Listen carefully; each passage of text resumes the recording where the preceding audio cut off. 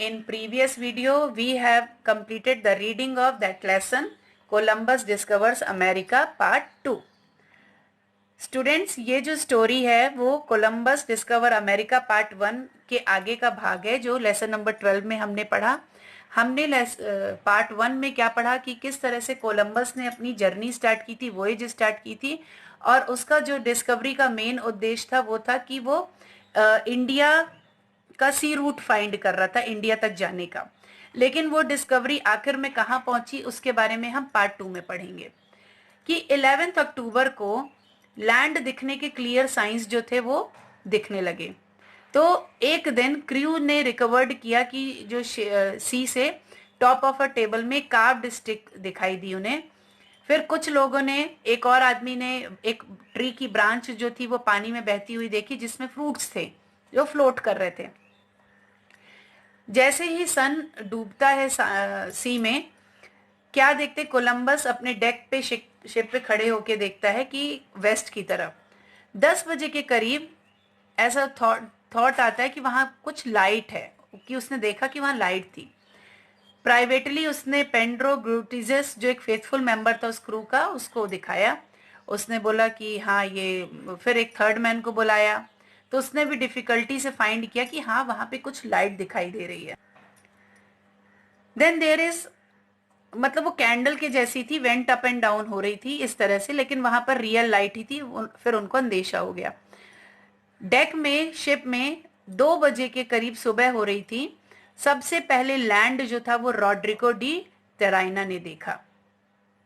King और queen ने promise किया था कि 10,000 कॉपर कॉइन्स की पेंशन दी जाएगी उस फॉर्चुनेट मैन को जो पहले लैंड को देखेगा। तो रॉड्रिगो को लेकिन वो रिवॉर्ड नहीं दिया गया, वो पेंशन बाद में एडमिरल जो था कोलंबस उसको दिया गया, जिससे डिसअपॉइंट होके रॉड्रिगो अफ्रीका चला गया और उसने मुस्लिम जो धर्म था वो अपना लिया और मुस्लिम बन गया। 12 अक्टूबर 1492 की मॉर्निंग फ्राइडे को सबके हाथ में रॉयल फ्लैग था स्पेन का, और लेवल शोर पे आते ही एक छोटा सा आइलैंड दिखाई दिया जहां पर वो पहुंचे थे। बहुत सुंदर आइलैंड था, पूरा गार्डन जो था वो ट्री से भरा हुआ था। तो बाकी के भी जो 2 और शिप के कैप्टन थे वो भी फॉलो कर रहे थे, और ग्रीन फ्लैग लेकर उसमें ग्रीन क्रॉस बना हुआ था। सब एक के बाद एक वहां पहुंच गए और शोर पे पहुंच के वो बड़े वंडर से देख रहे थे, सब बहुत आश्चर्य से सारी चीजें देख रहे थे। बाद में जो वॉयेजर्स थे वो अपने नीज पे झुककर, अपने घुटनों के बल झुककर ऑल माइटी गॉड को सबने थैंक किया कि हम सेफली लैंड तक पहुंच गए हैं। उसके बाद सभी मेंबर्स ने जो एडमिरल के खिलाफ वो प्लान्स बना रहे थे उसके लिए उन्होंने एडमिरल से जाके फॉरगिवनेस, माफी मांगी और बोला कि हम आपसे बहुत ज्यादा एडमायर्ड हैं, और किस तरह से उन्होंने सबने ग्रेटिट्यूड दिया जो उससे सीखा हमने कोलंबस से। कोलंबस ने भी सभी को फ्रीली होकर माफ कर दिया और सबके साथ प्यार और अफेक्शन से बात की।